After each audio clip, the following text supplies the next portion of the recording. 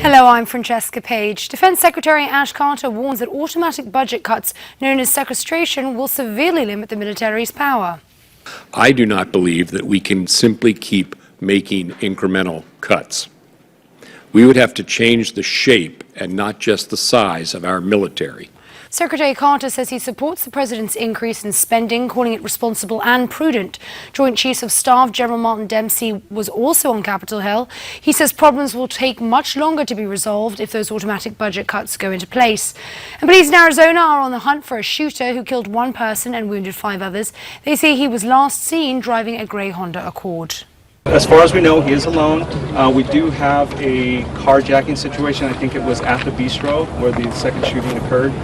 That vehicle has since been located. Reports say the gunman is bald, white and in his 40s with a large tattoo on his neck. The shooting was first reported near a trade school, and then the shooter opened fire at a restaurant and other locations in the city of Mesa. That's according to the police. At the Boston Marathon bombing trial, physical evidence takes center stage today.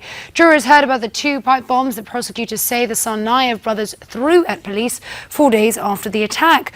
Both bombs failed to explode. A Massachusetts State Police bomb squad expert said they used a robot to disarm the bombs, which were filled with gunpowder and pellets. And an aide to Wisconsin Governor Scott Walker resigns after questioning the role of Iowa in the early presidential nominating process.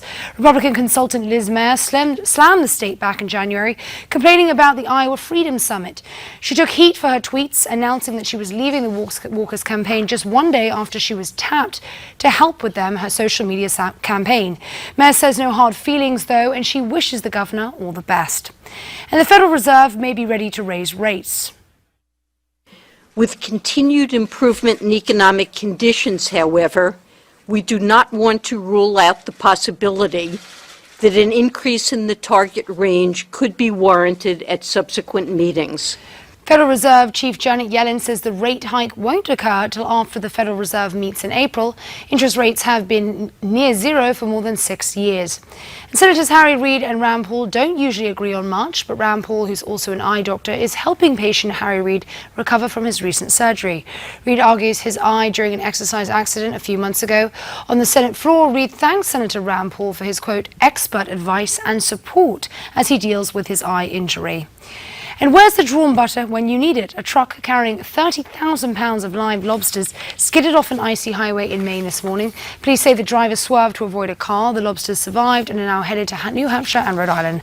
That's your latest Newsmax Now update. More coming your way in 30 minutes.